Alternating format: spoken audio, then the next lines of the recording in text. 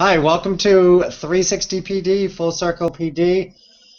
Tonight we're talking about the whole child, the whole student. My name is Rick Rowe. I am a high school math teacher in Arlington, Massachusetts, and I'm here with. Hi, I'm Tammy Neal. I am a computer apps and game design teacher from rural North Florida, and I am excited to be here. And we have a mystery caller named Eric Turner who is having some computer difficulties, so he's texting in with us tonight and in the Hangout, and so it'll be definitely a unique experience today.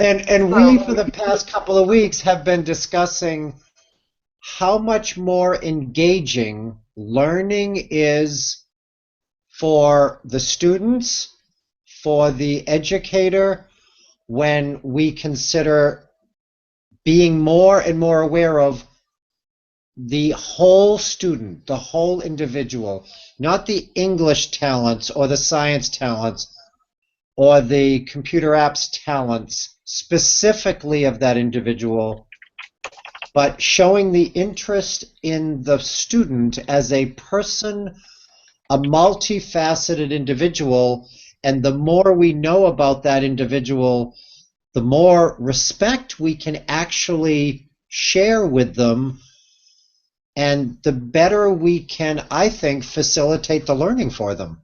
Tammy, thoughts?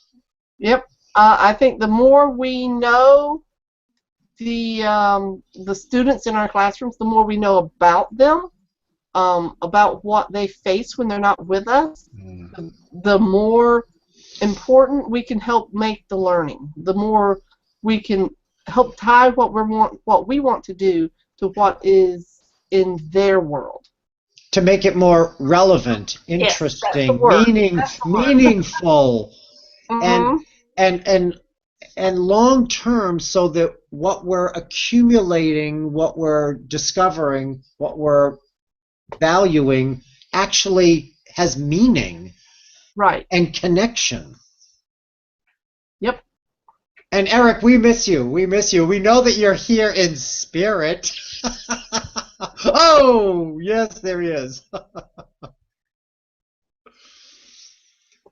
We've been discussing this for a couple of weeks now, and we're moving. We're talking about the whole student, but we're transitioning a little bit tonight, we hope, into, once we talk a little bit more about the whole student, how does being aware of the talents of the whole educator, the whole teacher, Mhm. play into that? Yes. It's just as important. Yes. And so that's part of what we do here at 360 PD. And fullcirclepd.org is our website. That's part of what we do. We want to take a topic and we want to go around, we want to discuss it, we want to review, we want to rebuild it, we want to come back and talk about what we discovered. We want to make it an actionable part of what we do in the classroom. And so right now we are I don't want it to sound negative, but we're tearing apart the topic of whole child.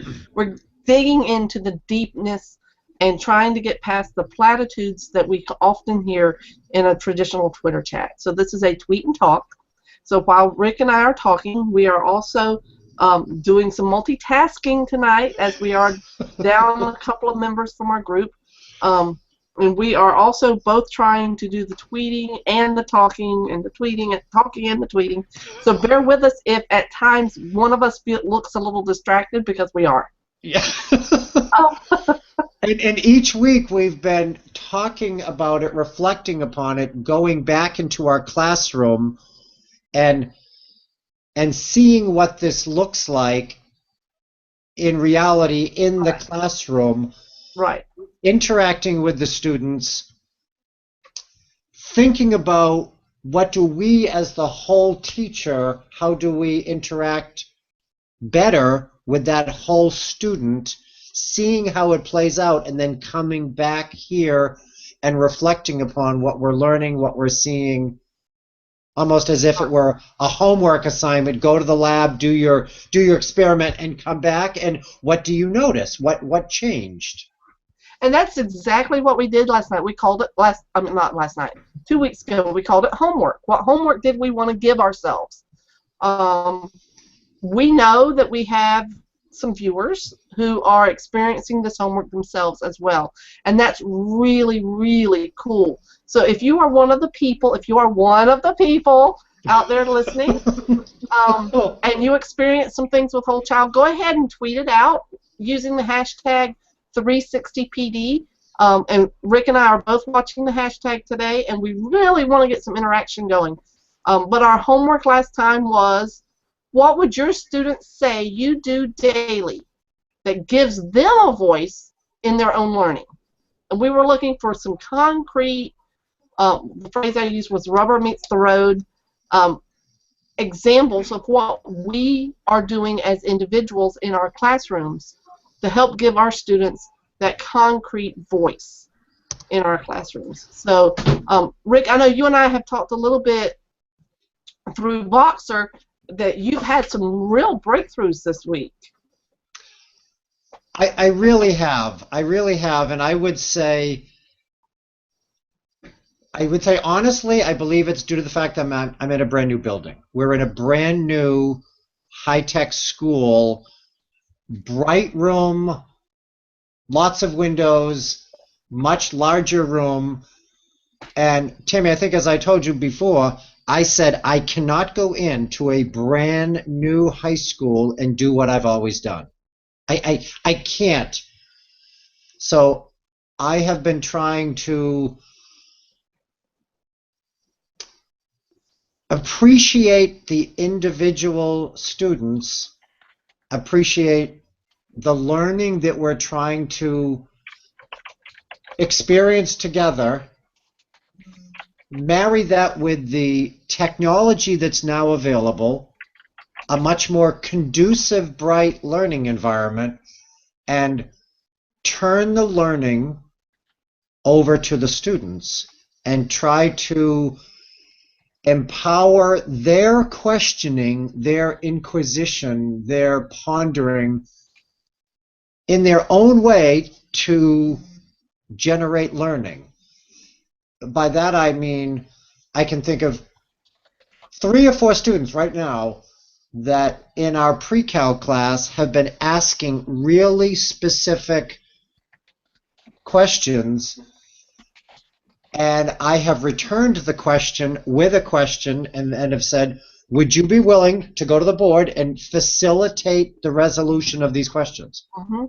Right out of their seat. They got up. They said, okay, I'm not sure where this is going, but where I'm going to start is, and they owned the learning, Tammy. They just said, well, let's talk at this sketch. So they drew a sketch on the whiteboard, and then they turned around, and I'm paraphrasing, but they said, okay, let's see, I don't even know where this is going. What do I want to know?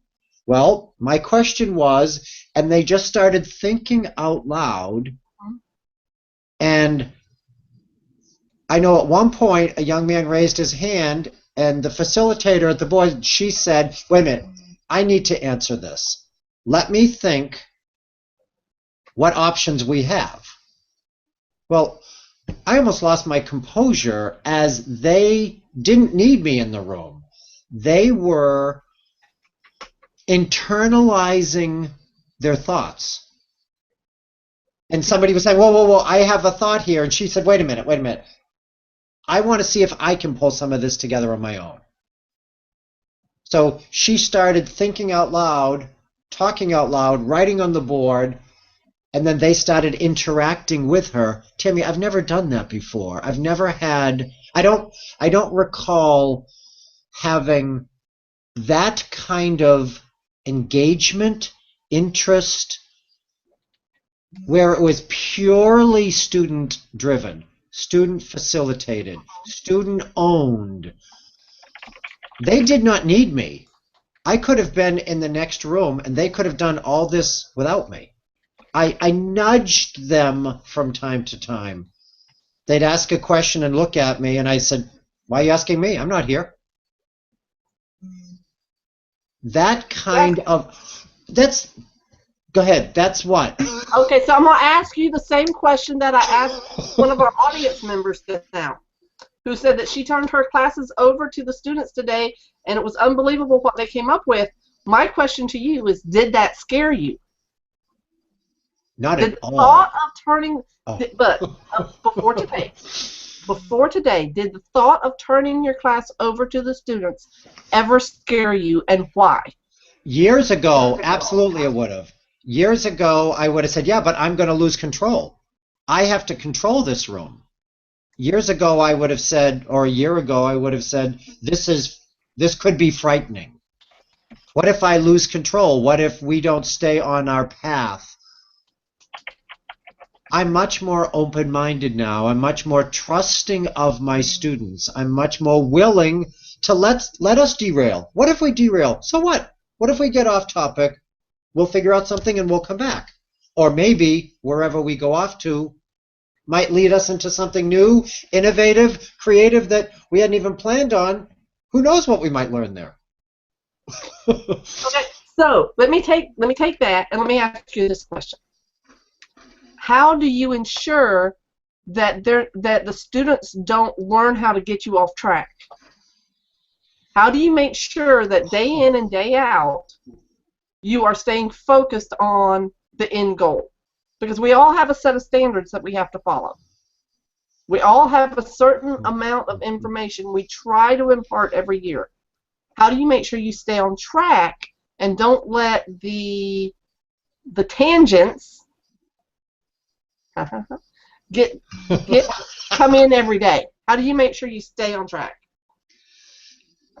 My thought to that is, during the class, when the students are driving it and owning it, almost anything that happens is okay, it's safe, it's appropriate. When I'm outside of the classroom and I think back as to what happened and where it went, that's where I make adjustments. But Okay. when we're live in the classroom and they're driving it and we're going to go on a derailment, then we go. Okay. So I have yet, Timmy, I have yet to see them take it in the wrong direction. Okay. I've yet to see that, but I know exactly what you mean, Uh-huh. because I have experienced students previously who tried to slow down the class and delay the test, put it off. And I said, okay, that's fine. We can put it off, but then we're going to move on to the new content. And if you want to wait 2 or 3 more days, that's fine. But then we're going to move on to the new stuff. That's okay. And they say, no. If we can't just have 2 or 3 days freedom. I said, guys, come on. We don't have that time. We only have so many days of learning together. Right. But I know what you're saying, and that is so far from what has been happening in this class. They are so focused. Timmy, they're vocal about it. Mm-hmm. Okay, so I will tell you a little bit. Don't let me let this story go too long. My mom has always told us the story of the teacher that she had that loved to fish and talk about fishing, and she lived on the river, and part of what her family did for a living was fish. And so the kids knew that if they could get her to talk to him about fishing, class would be over. There would be no learning that day. So because she imparted that story to me, I'm always looking for what is that thing that they can derail me on. And the kids know that I love my sci-fi. They know that I love my sci-fi. All they have to do is say, Dr. Who? And I have to learn how to say, listen, I see what you did there. Talk to me later. I have to make sure that the tangents that we go on are specific to the material that we need to learn. That they're not just randomness is not what I'm looking for. I am looking for those tangents that happen naturally when we are in the learning process, not a random conversation that we could have at lunchtime. You want to have a random lunchtime conversation? I'll meet you at lunch. I'll come down to the cafeteria. We can sit for 30 minutes and talk. Oh, wait a minute, until the class bell rings, and then we need to go to class. So, you know, those are the types of things when we talk about getting to know the whole child, is also understanding that there is a set of standards that we have to cover. There is, like you said, there's only so many days. The school systems, and I don't know about yours, but I know the school systems around here that I've been involved in, there are plenty of days for fun. There are field trips, there's pep rally days, there's club days, there's testing days when they're so done with the testing at the end of the day that they just go, can we just have a brain break? And there are days when that is appropriate. But I think that one thing that we all need to do is pay attention to the fact that kids will be kids, and we need to keep them learning, whatever that looks like in our classroom. And at the same time as keeping them learning, have to keep them interested. Because I will have students be very engaged, lots of questions, and then somebody will say, Mr. Oak, can we have please 2 minutes downtime just to collect our thoughts and do stuff that has to get done so we can actually come back to this? See, I think that's a great question. I said, guys, perfect. I said, sure. I said, how about we take 2 quick walks around the new raised indoor track? Don't tell people that that key works. Don't you dare tell them. And I just found out today my key is being changed. Ah. I will no longer have master key access as of Friday. But they will say, let's do 2 laps around the track and we'll come right back to this. Leave a note on the board as to where we were. Right. And then we go and build relationships. We talk with one another. We walk with one another. We clown around. And we have that 2, 3, 4 minutes of downtime and come right back at it, but appreciate each other a little bit more. Yeah. Because we got to know the whole student. Yes. And they said, guess what I did last night in that cross-country meet? Guess what I did yesterday in... They want you to know. And I want, but they're telling me this, and I want to know that, and they want me to know, which makes the learning together that much more vibrant, I believe. So I think that's going to lead us right into our next question. What a segue. Yes. I wish I could spell segue. I wish I could write a segue. That would be fun. Oh, you'd have to be in a uniform with a helmet. No. I am not a mall cop. Okay, so our next question is, how does social media add or distract from the idea of cultivating the whole child? Well, I'm just going to put a little blurb out there. I think it can amplify, share, resonate the interests of the individual. When I have students that are going into a soccer meet or on the side of a ball field and they're sharing a picture of where they're at and they're saying, I've got one question about the assignment for such and such, but look what we're doing now.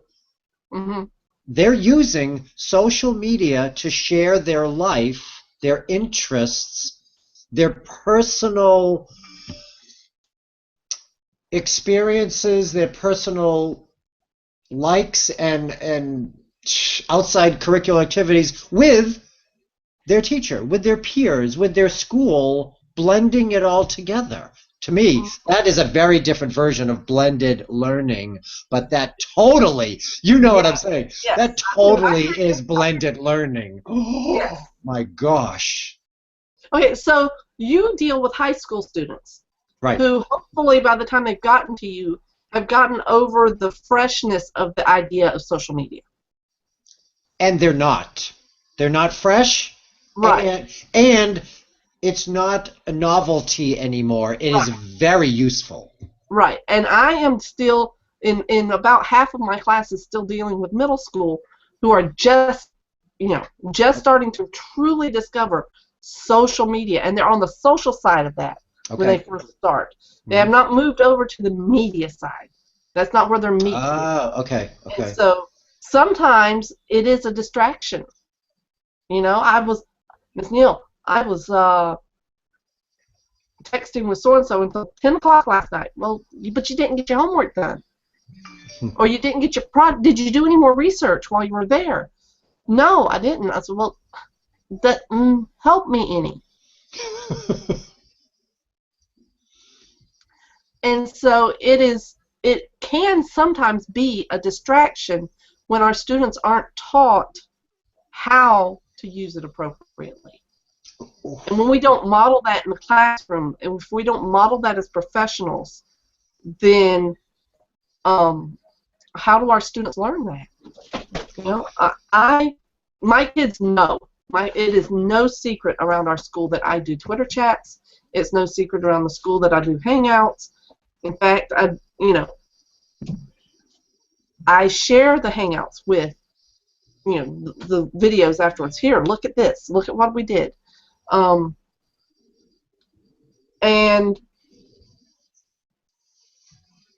so if I'm not getting my stuff done for them because I'm too busy on social media, that's a bad model. Mm-hmm.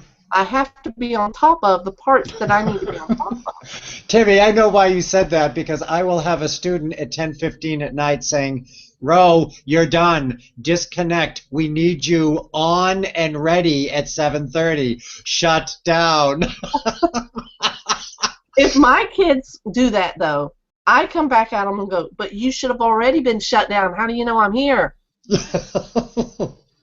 And I know they're looking out for my best interest and theirs, and they've said, cool. We need you to have your 7 hours of sleep, because when you're not, you're ugly in the morning. But when you're on and you've got your 7 hours, that's the role that we need. That's the excitement that you bring, but not when you're not rested. So disconnect.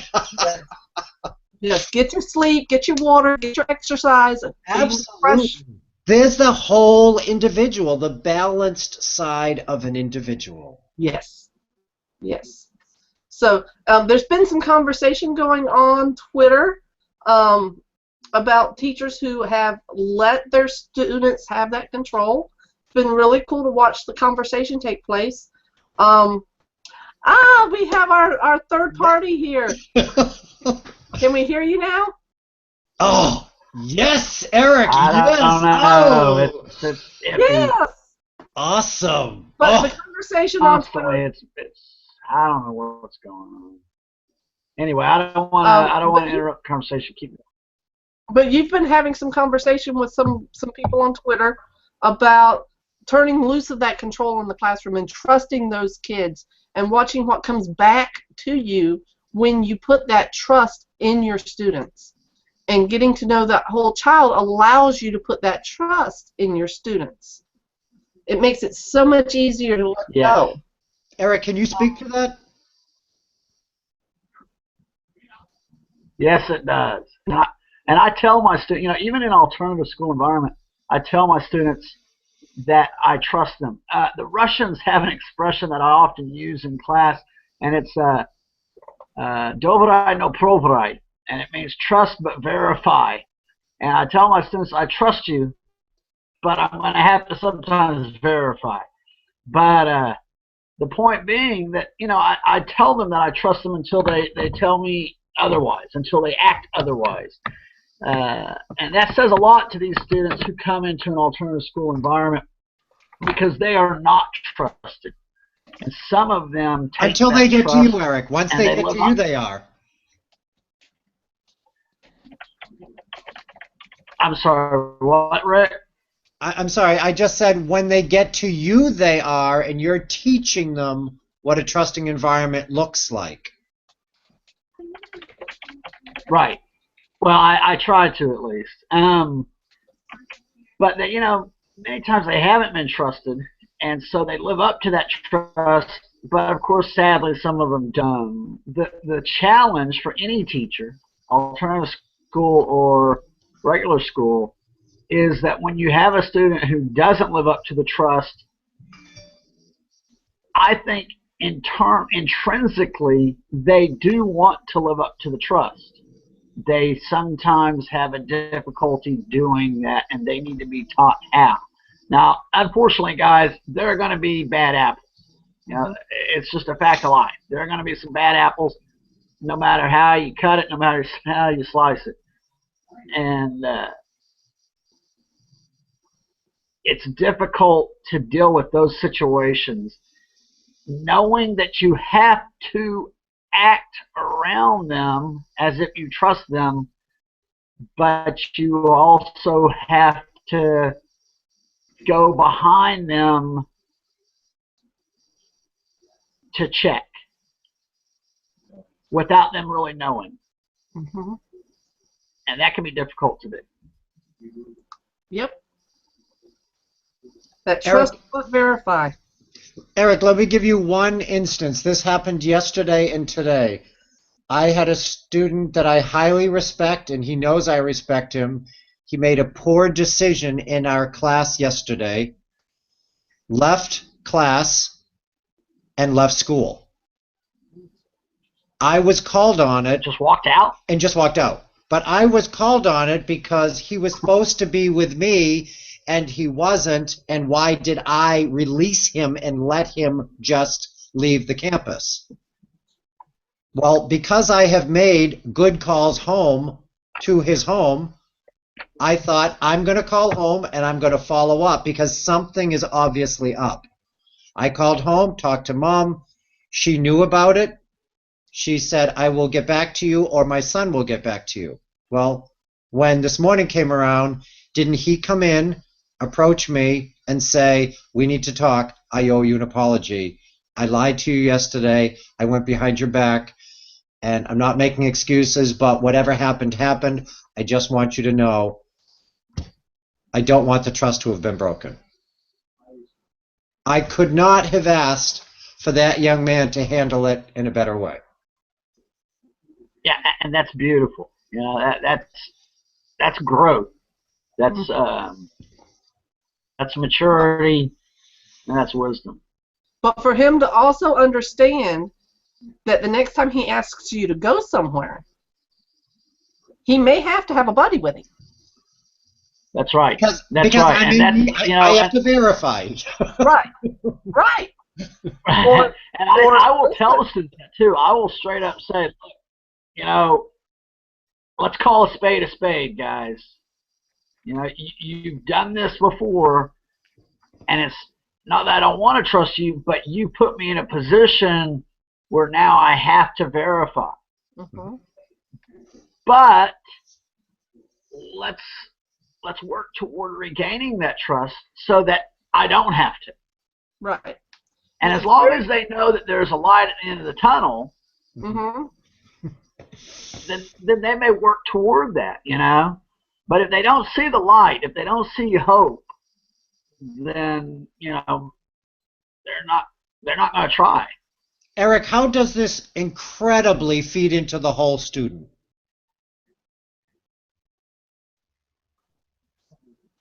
How does what incredibly feed into it?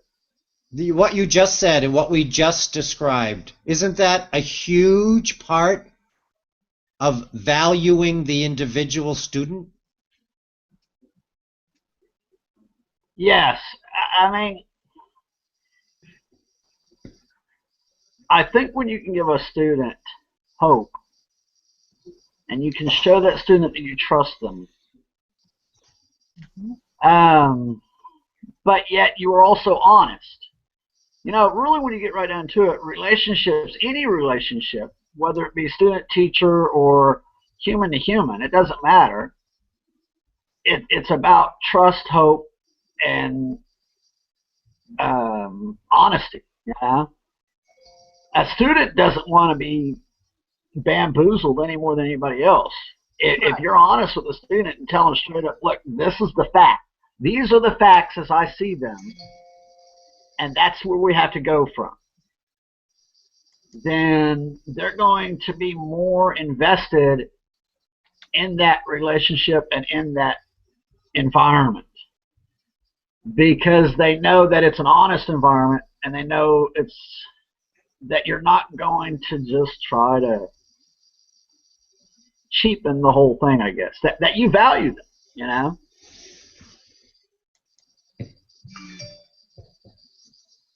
And yes, that is going to be important when it comes to teaching your discipline to them.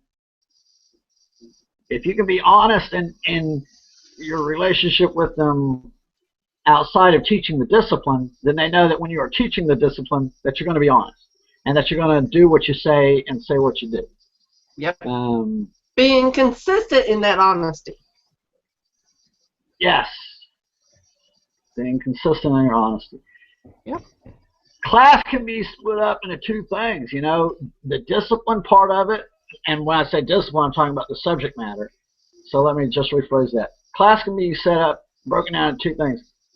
The subject matter, the teaching, the instruction, and the real world type activity. You know, what's going on in real life. If you're consistent in the real life aspect of it, then they know that you'll be consistent in the teaching aspect. Mm-hmm. And how many times do you break off from your teaching and go into an off-the-subject type of topic that has impact on their character development or on real-world situations and stuff like that? Mm-hmm. That really doesn't have a whole lot to do with the subject, but, hey, this is something that just... Right, and we were talking I'm about a teacher. I'm going to teach, you know? We were talking about we also, as educators, have to make sure that we balance that with the curriculum. That it can't always be that conversation about real, you know, and I'm just going to call it, I don't like the phrase real life or real world, because everything these kids do is their real world. Their real world sits in my classroom. And we better make that meaningful and relevant every day. Yes. So, okay, so we are past time. We're in overtime right now. We talked some about question 9, which was how does social media add or distract from the idea of cultivating the whole child? And I want us to, so I'm going to go ahead and give you your homework tonight, guys. You ready for it? I believe I am. Let me get my notebook. Yes. Homework for 2 weeks from now, which will be 325. 325. Our homework is how does the idea of the whole child translate into the idea of the whole teacher? How do those work together? Okay, so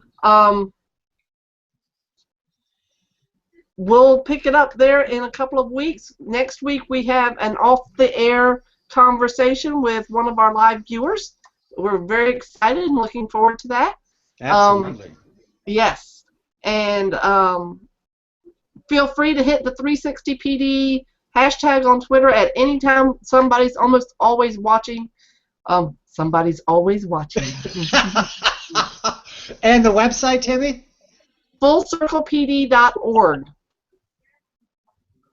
So the three of us like to have fun. We hope you like to have fun with us. We hope you've enjoyed what you've seen today. We also hope that you are looking at the whole child, each and every child in your classroom, and thinking about what's going on with them outside of your four walls. So and show them that you're interested in them outside of your classroom. Right. So enjoy. We'll see you again in 2 weeks, and that is it for us. Thank Bye. you. Bye.